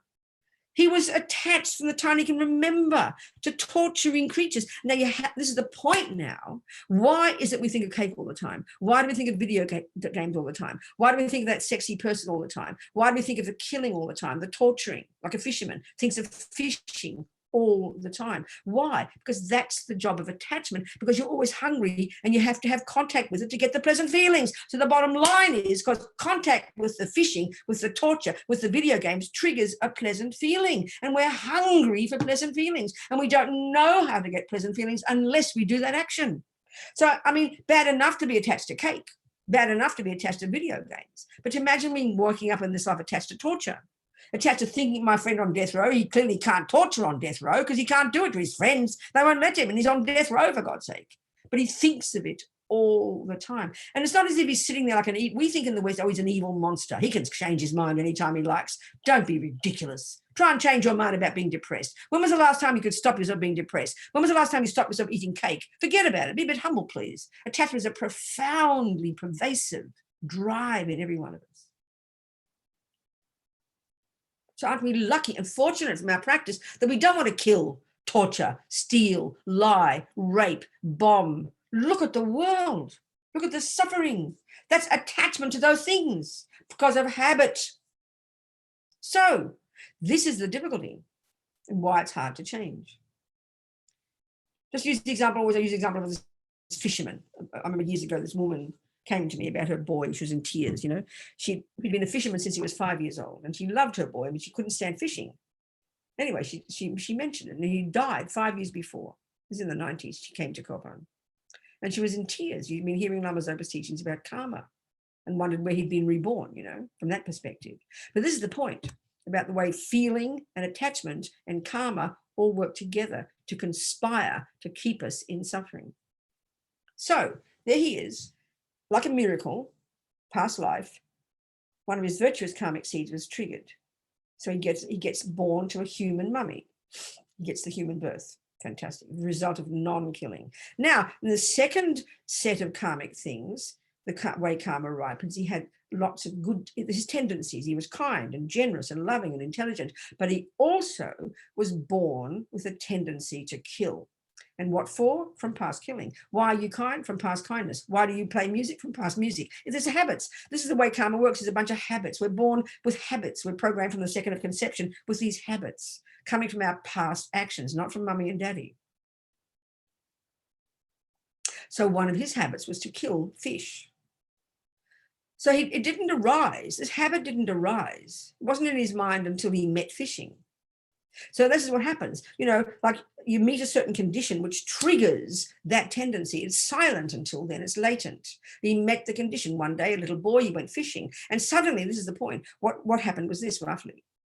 Because the karmic seed was there from the habit of having done it before, meeting the condition triggers that. It's like triggering a memory. And this is what happens. Instantaneously, it's like it triggers the karmic seed because he's got the habit there. The condition wakes it up. And it's like a memory. So it's naturally because he's done the habit before, he instantaneously, the second he met the scenario called fishing, the karmic habit was triggered. And then the next second, very, very, very pleasant feelings were triggered. So the stronger the habit, the stronger the happy feelings. This is the tragedy when it comes to harming others. I remember reading about one man, some Australian journalist, he's dead now. He was a writer. He was the arts writer for the Time magazine for like 40 years. Robert Hughes, Australian fellow. And he was a fisherman. And I remember he wrote about, he was just radiant because he was a good writer. He wrote poetically about the first time he ever went trout fishing. He called it like a cosmic experience. So what I'm saying is, means that he had incredibly deep habit from the past, probably as an animal, because animals really torture each other with respect to animals, because of habit, because of karma, like us. Intense habit so when he met fishing, it was trout fishing, it triggered that, the depth of his habit triggered that level of pleasure. That level of pleasure, it was ecstatic. So of course, and this is the point, so this fisherman, this ordinary fisherman, not a trout, not having blissful, he didn't think, oh, I'm so blissful, but he was definitely happy. So suddenly, and this is the point now, 1, the karmic seed is triggered when he meets the condition. 2, the next millisecond, pleasure comes. And so then naturally, the next second, attachment kicks in, and attachment's job is to over-exaggerate the deliciousness of this, in this case, this scenario. So they all come almost simultaneously. The habit ripens, the pleasure ripens, and then attachment. And the more the pleasure, the more the attachment makes it divine. That's it. He's locked into samsara. So logically, the ego thinks, of course, we all want the good feeling. And as far as he's concerned, what triggered the good feeling was the fishing. And therefore, his conclusion is fishing is good. And then attachment makes fishing look good. In his mind, it draws this beautiful picture of this beautiful scenario called fishing. So naturally, he thinks of it all the time. And then from there on, his entire life was determined in terms of being a fisherman. He thought of fishing all the time. Every decision he ever made was in terms of when to go fishing. He couldn't wait to go fishing. He was attached to fishing, didn't stop thinking about fishing. And this is the point now. This is the tragedy of why this is the honey-covered razor blade. His mother never liked fishing, didn't want to insult her boy, but he was always asking her to come with him. So she went one time. And this is the point now. She had no tendency to kill. So because of that, she had no attachment. And because of attachment, she could see nakedly the suffering of the fish. Every day she saw those fish, hundreds, and for 25 years, he was 29 when he died. He died scuba diving. For 25 years, he went fishing. For 25 years, he saw hundreds and thousands of living sentient beings flapping their little bodies in his boat, showing, which she could see nakedly, that they were not happy. They wanted to get back in the water, please. They didn't have legs. They couldn't climb out. They didn't have voices to shout. Like if this was a wild pig, it would be screaming at you and you couldn't bear the pain, so you'd chuck it out of the way. But fish are silent. But he could see these flapping fish for 25 years, but he never saw suffering because attachment writes its own magnificent story, and our attachment plonks onto that scenario of suffering sentient beings a happy picture. So what he sees is his own happy picture, not the reality. So that torturer, Jeffrey Dahmer, addicted to causing suffering, he ended up killing humans, eating their brains and doing all kinds of things, which is why we're so disgusted by him. He was addicted to these habits because he got enormous pleasure. I remember reading about a serial killer in Kansas 20, 30 years ago. BTK, he called himself: bind, torture, kill. He lived a regular life, was a nice Christian man with a wife and family, but his secret life, he had a dungeon and he would kidnap 1, 2, or 3 people, more than one, because he wanted to see them be tortured. He'd bind them, he'd torture them, and then he'd kill them. And he said he had to confess to all his things in Kansas because there's no death row, so he had to confess to every single murder, about 25 or 30. And the way he described it, and this is what shocks us in the culture, he said he got his sexual pleasure from it. What we mean by sexual pleasure there, I'm not going into too much detail, is just very delicious pleasure, that's all. Sexual is just a word we put on top of it. It's just lots of pleasure, that's all. Some people have it by having another body, and some people have it by killing and by torturing because of the habit. Jeff, the Australian journalist got it from killing fish, which is the depth of the habit from killing, the depth of the habit from torturing, the depth of the habit. That's why people get pleasure. This is shocking for us, but this is the analysis, and that is why it is so hard to change, because we're all junkies for pleasure. That's why we can't stop eating our cake and doing all our things, because we're addicted to pleasure, and pleasure's fine. But we have to use unfortunate methods to get the pleasure. That's being in samsara. That's the analysis in Buddhism. And that's why it's hard to change. So knowing this for ourselves, we can now afford to have compassion for others.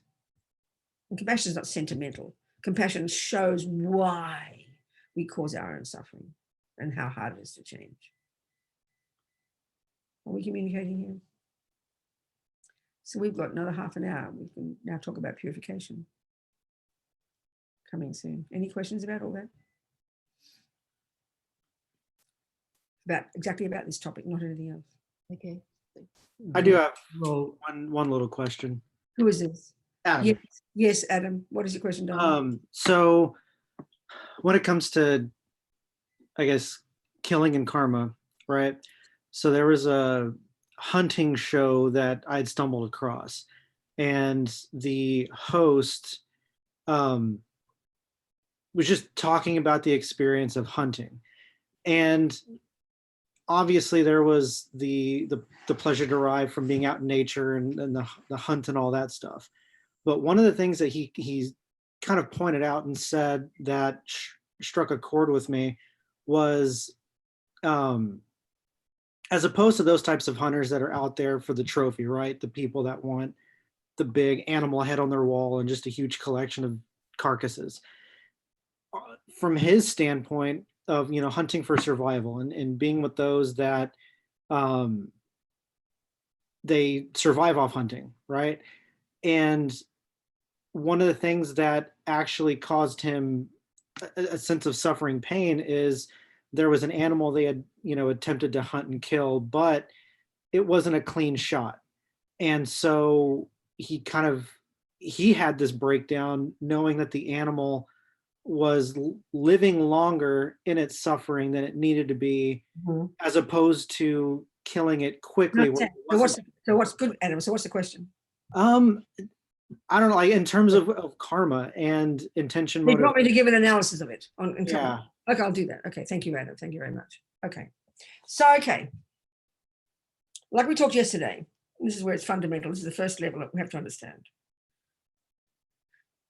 Any action we do, for it to become a complete action, I mean, even just to become a real karmic action, the mind has to be involved in it. And the quality of what's in the mind determines the character of the karma we create.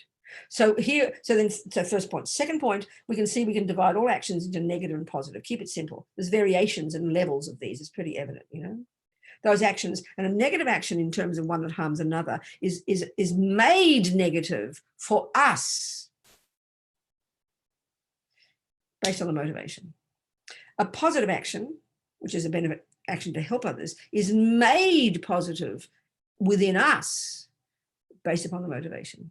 So give a simple example.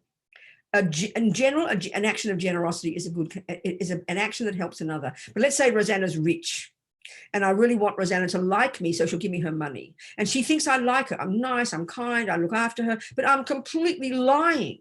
My motivation is really bad. It's just greed and grasping. So how can you say my action of generosity to Rosanna is virtuous? It's not possible. The action itself of my hand giving her money is a good action. She gets the $25 for her taxi. But my motivation is what pollutes that action and causes it to be negative. For me, she gets the $25, but for me, it's polluting my mind. My motivation stinks. And that's how most of even our virtuous actions now are motivated by attachment.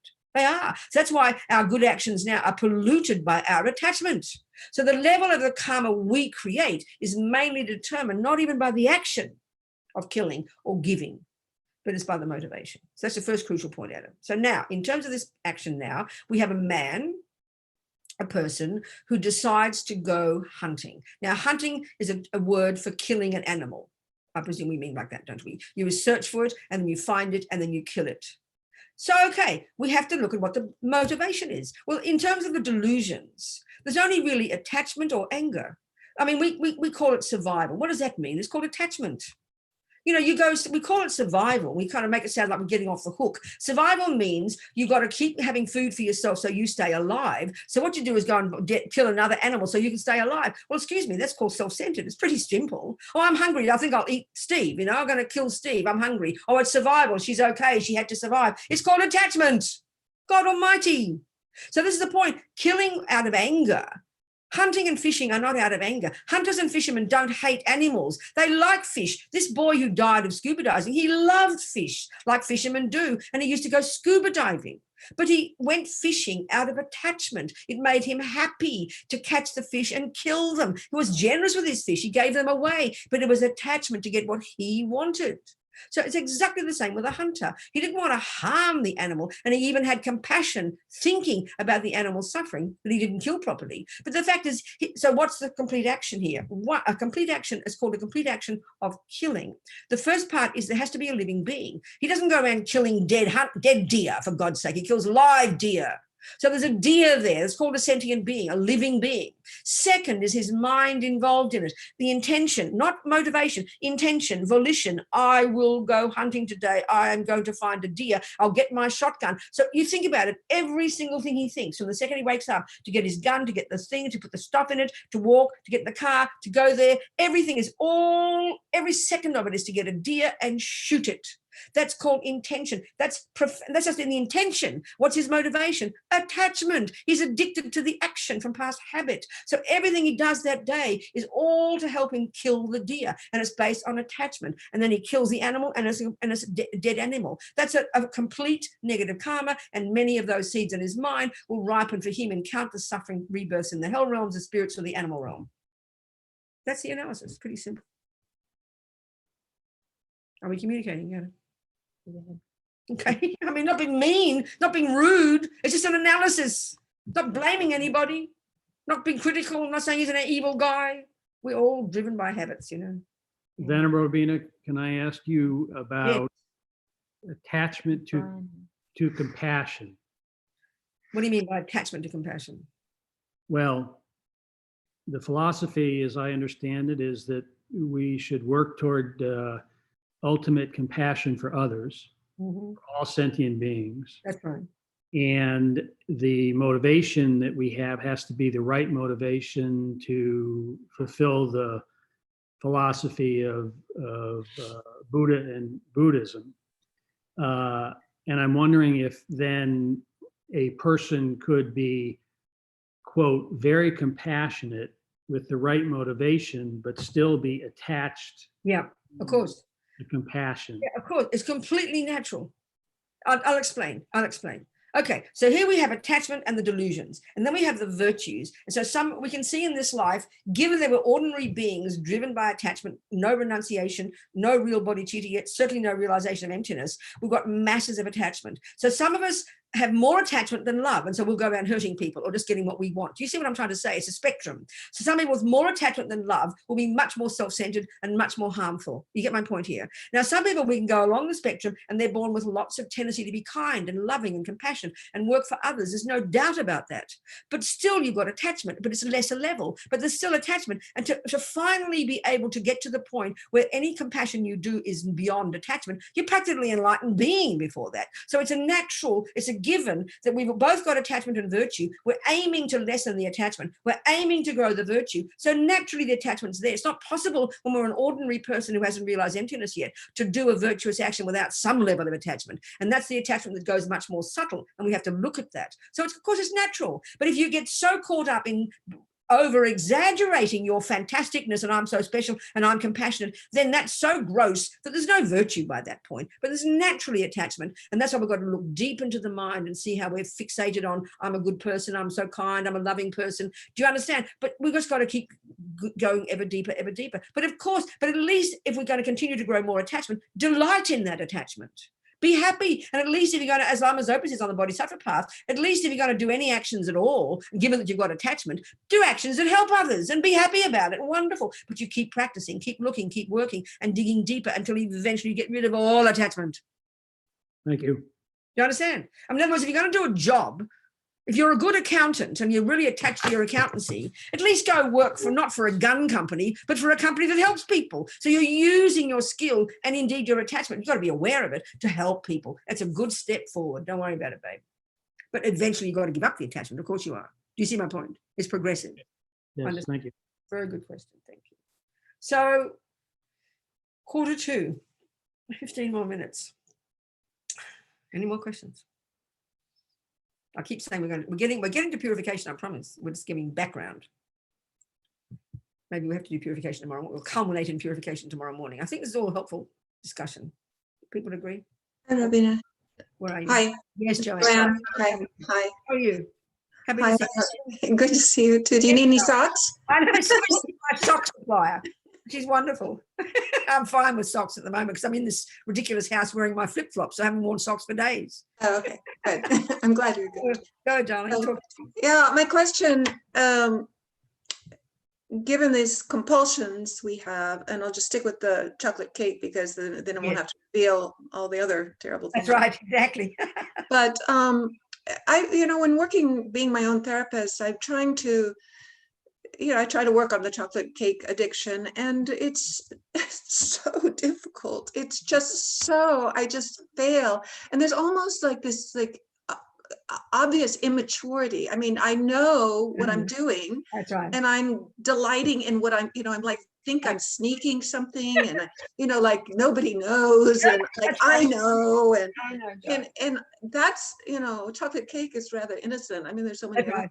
that I know, darling. I know. This is it. Frighteningly impenetrable, and then you just kind of give up. And I know, darling. Okay, so have this dialogue. I know. So this is where this is so important. What we just mentioned, and you see, there's levels of practice. So the very first level is kind of full on and intense. It's no wiggle room. You just try not to kill, not to steal, not to lie, and eventually to try and give up, stuffing too much cake in. And it's a really full on level of controlling our body and controlling our speech. These are the servants of our mind, and that's that level of practice. So then we go to the next level, and we start to become very familiar with the attachment itself, and we start to understand it and unpack it, and that's powerful. But now, honey, because we're on the Bodhisattva path, the compassion wing, this is where we can, and not trying to say get off the hook, but we recognize, like I just said before, given that we're not highly advanced, given that we haven't got renunciation yet, given that we've still got attachment, we can add compassion into the mix. And that's why practices like before you shove the chocolate cake in, before you go watch your 7 hours of videos because you can't stop it, before whatever you do, have the courage to then do a little contemplation. No, I'm addicted to this ridiculous rubbish. Be conscious, recognize it's an old habit, and go, okay, I'm going to have some cake, I'm going to watch some video, but you make sure you think, first of all, okay, I'm going to do this with an awareness, and I'm trying to understand my mind, and I don't want to harm others. So see if I can understand my mind from this, and I'm going to try and kind of develop myself as a result of understanding my mind, and do it with some consciousness, not just guiltily, not putting it behind, not ashamed, not no one can see me. That's all the guilt, and that kind of neurotic guilt is very rigid, and that deepens the suffering. So having an honesty of owning it and offering it, even if, offering it to the Buddha, okay, please Buddha, this is ridiculous, or whatever words work for you, that loosens the grip. And by even thinking I'm going to eat this food, eat this meal so I can be more healthy, so I can help others, even that thought mitigates it. It's skillful means, but we want to be all fundamentalists. Oh, no, you can't say that. Even one person I know who masturbates, and that for us sounds like the worst sin. It's a person, it doesn't matter whether he or she, but it's a person who's a monastic, and they masturbate. The guilt, the overwhelming guilt and depression. But I said, have you ever thought of, because they're very devoted to a certain teacher and their certain Buddha, I said, do you ever think of offering it? He was shocked, or he or she, it doesn't matter who it was. But yes, you should offer. Then that mitigates, because as soon as you see it as too rigid and grasping, that deepens it. But as soon as we see it more loose and relaxed and know it's an old habit and ridiculous, okay, you don't do that if you're going to try and kill people. You try not to kill people, okay? You try not to rape people. You try not to steal and lie. They're the heavy-duty ones. But and the ridiculous acts we do to ourselves, be spacious and have an awareness of it, and then add bodhicitta to it. Okay, I know it's ridiculous, but I'm going to enjoy this cake and see it as delicious, and may I be healthy and happy so I can help others. Straight away, those thoughts are like an atomic bomb on attachment. Be wise, be skillful, and put compassion in there. It's a powerful, important point, Joanne. And that loosens it. It weakens it. Guilt and shame and getting away with it just deepens it. Do you understand? But we feel guilty. We don't want to. We think, oh no, how can I offer masturbation? Buddha doesn't mind. I mean, that sounds shocking to talk like this. It's not. And straight away we do that. We're being honest, and not just, because we can't hide anything from ourselves. But the more we are feeling guilty, guilt is like anger, and it makes it rigid. But seeing our own silly faults and seeing our own ways, and then straight away you're kind of confessing to yourself, you're offering to yourself in a way, look at me, it's ridiculous, come on. I know it's an old habit, but it's cool. I'm gonna enjoy my cake. And then you'll enjoy it without guilt. And then that loosens the guilt and loosens the attachment. And slowly you aspire to move forward and lessen it. And you grow your compassion as well. Okay. Thank Okay. you. Love you. Yeah, Joanne. Such an important point, I tell you. Thank you. Yes, darling. Thank you so much for that. So good point. But it's like it takes time to do this, because we love to be guilty. We love to hate ourselves, think getting away. That's just the old way ego works, So we've got to be very wise with this. And it's being very sincere, very honest. It's adding virtue into the mix. I mean, eating food in itself, because we all do it, it's very shocking to hear that that's a negative action as well, because it's driven by attachment. But because it's so natural, we think, well, don't be silly. What am I supposed to do? Not eat. So that's all the more reason why, because we have to eat anything. You see it, not just, you don't follow attachment and greedy and graspy and guilt and shove it in. You think, I'm going to eat so I can be healthier and happier. I'm going to watch videos so I can learn. And while I'm doing it, I'm going to watch my attachment mind and see how silly it is. And meanwhile, you still do it, but at least you're not harming others yet. But you try not to harm others, though. You don't do this while you're torturing somebody. That would be too intense. That's why the first level of practice, control your body and your speech. At least don't harm others. That's the point. So it's really being wise. It's using compassion, bringing compassion into the mix. And it's straight away, every thought we have, and this is the point about purification, every thought we have counts. So if you just have attachment and anger, then that's just attachment and anger. But you add compassion in there and wisdom and, and that kind of thing. Or then as soon as you own it and recognize it and regret it because of the pain, that mitigates it. That's what purification really is a mitigation process. It's very skillful, very wise. We have to remember, though, because we love to hate ourselves. Okay. Any other questions, you dear people? Any other questions? I think we have to do purification properly tomorrow. Morning can be all purification tomorrow. We're finally leading to purification, okay? Venerable, I have a question. Jimena. Yes, Jimena, talk to me. I was trying to understand, but how do you purify your attachment? I mean, you said if you don't want to get killed, don't kill. But if you don't want to get attached, what do you want to do? What do you have to do? I don't understand your question. I mean, if I don't want to get attached to anything in the world. But I've been answering all the things I've been saying this morning are telling you the understanding of what attachment is. Do you understand attachment? Okay. Do you understand attachment? Yes, you What is told me. What is it? Is when your ego wants to get what it wants. So then, what's your solution?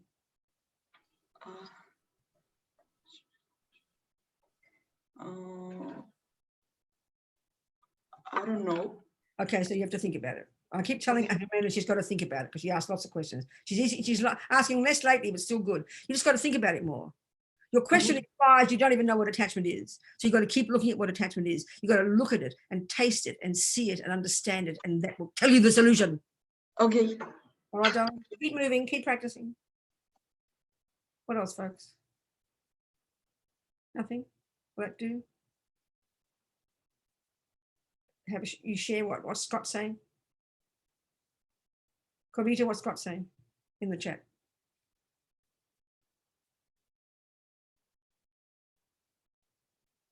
Huh? I can't hear you, darling. Sorry. So Scott is saying, Venerable, could you share any moments from your experience as a Buddhist that helped you know that karma comes from past lives? Studying it. What else can I do? All I can do is study. It's a theory, isn't it? It's a philosophy, isn't it, Scott? It's a theory. How do you get convinced about acupuncture? By studying it. You don't know how to put a needle in anybody yet, but you're studying it. You're studying it. All I can do is study it, Scott, and take it as my working hypothesis. I'm not clairvoyant yet. I can't tell you proof. I can't tell you proof from my experience, but there's enough people I've read and thought about and know who have proven it, like scientists, then that gives me confidence. And the teachings are there. So I practice it every day. I apply it. I live according to that philosophy. I'm not clairvoyant yet. When I will be, I'll see it definitely. But something before you can prove something theoretically first. If any body of knowledge, like I said yesterday, is valid, it's got to be coherent first theoretically. So all I can do is I'm taking the entire Buddha's path, karma in relation to emptiness, in relation to compassion, the whole picture, the whole deal. So trying to see all the pieces, how they all fit together, like pieces of a puzzle, as a coherent body of knowledge. That's you get intellectual certainty, you get inferential certainty. What else can you do? You've got to start there. That's my answer, Scott. Does that help at all? Where's Scott? There's Scott. Do you want to answer that? Scott's microphone isn't working. Oh, okay. So do you hear what I said, Scott? You can chat it, Scott, and I'll read it. Yes, It makes sense, Scott. I'm seeing a certain Scott here. Is this the right Scott or is it another one? It is you. I'm hoping it's the right Scott. And he said, yes, thank you. All I can do is, that's the bigger picture, Scott. It's like you're studying equals MC squared and you're still only in grade 3 of physics. You're working towards it. You've got to understand all the pieces. All the pieces of the puzzle have to fit. It's a vast body of knowledge. All I can do is take it as my working hypothesis, and each day I live according to this. I try to apply it, and I can certainly say, even without direct knowledge of it yet, I can still see some benefit to me living according to it. That's good proof of the pudding already. I become a bit less neurotic, a bit less attached, a bit less angry, a bit more accountability. It seems to work like that. So all I can do is keep moving until eventually I have clairvoyance when I can prove it for sure. That's my answer. That's the approach to any body of knowledge. Music, math, cooking, you name it. Anyway, you want to answer, you can send me a little note. Okay. Who else? Something else? We can go now, I think. 5 minutes early, why not? Venerable? Yes, darling. Well, we had discussed taking a 1-hour break between this session and an afternoon session. Yes. Is that still good Oh, for that's you? right. No, I forgot we've got an afternoon session, haven't we? I forgot completely. Oh, yeah, we have. I've got this afternoon. I forgot completely. So it's now 9 to 11. Yeah, okay, good. We have an hour's break. I forgot. All right. I just, for everybody, yeah, and for everybody who wants to see this, I just posted in the chat the times for today's afternoon session and tomorrow morning's session. Okay, I forgot. We can start discussing purification after lunch then, or after our break, whatever time it is, wherever you are. All right, sweethearts. See you soon. Bye. Bye-bye. Thank you. Thank you, darlings. Thank you. Thanks, everybody. Yeah. We'll see you in an hour. In an hour. We'll Yeah, be I'm hungry. back. Thank you. It's good to see everyone, even though it's on Zoom. It's good to see y'all. Right? Looks like the baby's coming along there, Catalina. Oh yeah, wow. Catalina. This lockdown better end sooner. We're not gonna, yeah. I know. I mean, it's been crazy. Yeah. I mean, it's been good because I've been able to stay at home. So keeping safe and kind of just focusing on the baby, but it's been crazy. I feel like I've been in bed rest and lockdown for like 2 years. Yeah, I'm sure. You look beautiful. Lee, I like your groovy background. Very nice. Lee. Thank you. Thank you. Hey, I have a question. First of all, it's so good to see you guys. I know.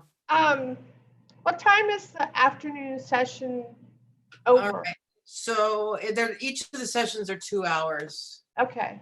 But you know, as you've seen, you can just kind of sneak in and out if need be. Okay. It'll be over by 4. Okay. Yeah. I'm looking forward to it. I'll see you guys in a little while. Okay. Yeah. Ciao. Anything else? How's Patrice? Patrice? Yeah, Patricia. Oh, Patricia. Patricia. She's downstairs sleeping. Give her a hug for me. Okay. Okay. Bye. Bye. So yeah, I hope that now the schedule's clear. I gave you the start times and each schedule's 2 hours. Each Daily Wobber is 2 hours. All right. Peace out, everyone. Bye. Oh, wait. I need to end the YouTube first.